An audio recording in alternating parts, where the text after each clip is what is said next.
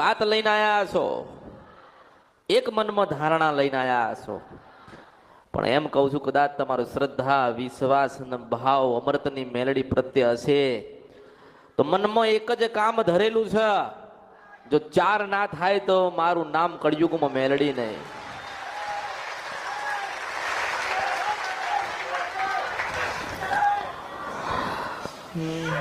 ઘરમાં કોઈ માને કે ના માને, તમારા ઘરની અંદર કોઈ પૂજા પાઠમાં માને કે ના માને, તમારા ઘરમાં કોઈ માતાજીને માને કે ના માને, તમારા ઘરમાં કોઈ દીવાબત્તી કરતું હોય કે ના કરતું હોય, ઘરમાં કદાચ 4 સભ્ય હોય ને એક માણસ ભક્તિ કરતું હોય ને તો એમ કહું છું કે ભક્તિ કરતા રહેજો. ભક્તિનું ફળ અવશ્ય મળશે મળશે મળશે મળશે મળશે મળશે ને મળશે. આજ નહીં તો કાલ, આજ નહીં તો કાલ, આજ નહીં તો કાલ. જેટલી તમારામાં ધીરજ હશે, જેટલા તમે તમારા દેવના ગુના સુધાર્યા હશે, તમારી કુળદેવી પાસે માફી માંગી હશે, તમે તમારા અસલ મઢે ગયા છો તો જરૂરથી તમારા ઘરે ભગવાન નારાયણ આવશે. હું મેલડી છું. પહેલી વખત આયા હોય તો આશીર્વાદ છે. અને એમ કહું છું કે જેને જેને મારા દુર્લભ દર્શન કર્યા, જેને મારી વાતો સાંભળી, દેવ દુઃખના સમાધાન હું કેવી રીતે કરું છું એક વખત જાણી જાય કે અમૃતની મેલડી કંઈક દુર્લભ છે ને એક બતાવે છે એવું કળિયુગમાં કોઈ બતાવી શકતો નથી. આ મેલડીનું સત વધવાનું છે, અમૃતની જોગ માયાનું કારણ છે કે કાયમ કીધું છે કે મારી ખોડિયાલના રામ છે, કાયમ કીધું છે મારી બ્રહ્માણીના રામ છે, કાયમ કીધું છે કે મારી મેલડીના રામ છે, મારી ચાઉંડના રામ છે, મારી બૂટ બલાટના બહુચરના રામ છે, કાયમ કીધું છે મારી મોમાઈના રામ છે, કાયમ કીધું છે મારી જોગણીના રામ છે, મારી સતીના રામ છે. મારું સત વધતું જાય વધતું જાય વધતું જાય વધતું જાય. એનું કારણ કે સદાય મેં તમને સતનો માર્ગ બતાડ્યો. મેં એવું નથી કીધું કે આ મંદિરે ના જતા ને પેલા મંદિરે ના જતા, પણ એમ કહું છું કે જ્યાં જતા હોય ત્યાં જજો, પણ સૌથી પહેલા તમારી કુળદેવીના મંદિરે જજો, સૌથી પહેલા તમારી ખોડિયાલ બેઠી હોય ત્યાં જજો, સૌથી પહેલા જાઓ તો તમારી મેલડીને મળવા જજો,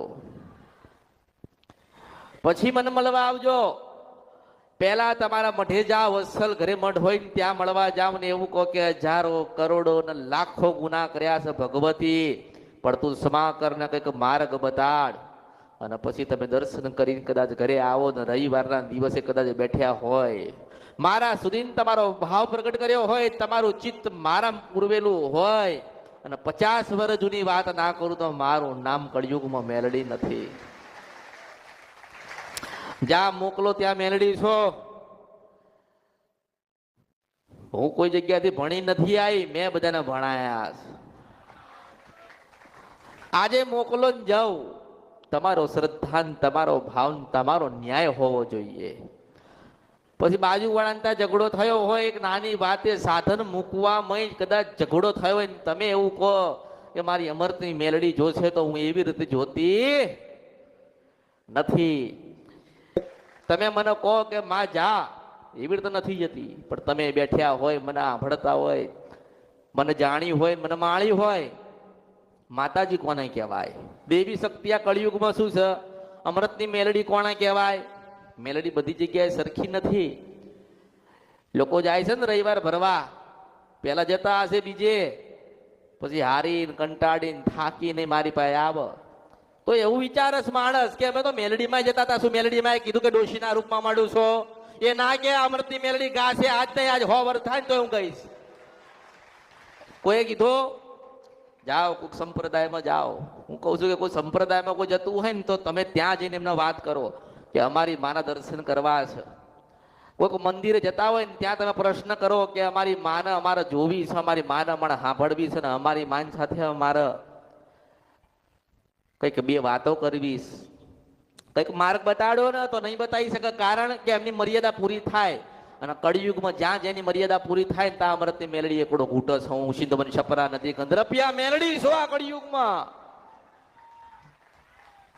એટલે હું કળિયુગમાં લખું છું, હું કળિયુગમાં લખું છું. અને હું જ ભૂસાવું છું ને ભૂસાઈ જાય ને પછી કંઈક સારું લખાવાનું આવે ને તો સોનાની કલમ લઈને પાછી હું મેલડી લખવા આવું છું. આ કળિયુગમાં અમૃતની મેલડી દરેકનું નસીબ લખવા આવી છે, દરેકના ભાગ્ય ચમકાવા આવી છે, દરેકને કંઈક હાલવા આવી છે. જો તમારી તેવડ હોય ને તો અમૃતને યાદ કરી મેલડીનું ભજન કરીને લઈ લેજો. હું મેલડી છું.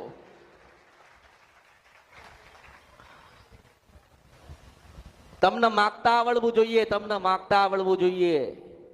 પોતાના ઘરે દરેકે દીવા કર્યા ને, કરતા આવો છો ને અને કરતા રહેશો ને. તમારા બા દાદાએ કર્યા, બાપુજીએ કર્યા, તમે કરતા હશો ને તમારા બાળકો કરશે ને. પણ એમ કહું છું કે કાલે પ્રશ્ન કરશે, કાલે તમને પ્રશ્ન કરશે. આ સ્ત્રીઓને પ્રશ્ન કરશે. જયારે ડોશીઓ થશે ને ત્યારે તમારા દીકરા પ્રશ્ન કરશે કે હે દાદી આ ખોડિયાલમાં કોણ છે? તાર તમારે કહેવાનું કે તારા દાદા હતા ને. આ ડોશીઓ કે છે, ડોશી થશે તારે કે તારા દાદા હતા ભજન કરતા હતા 12 થી 4 નું અને ખોડિયાલમાં હરુભરું આવીને વાત કરી ગયા છે કે ને.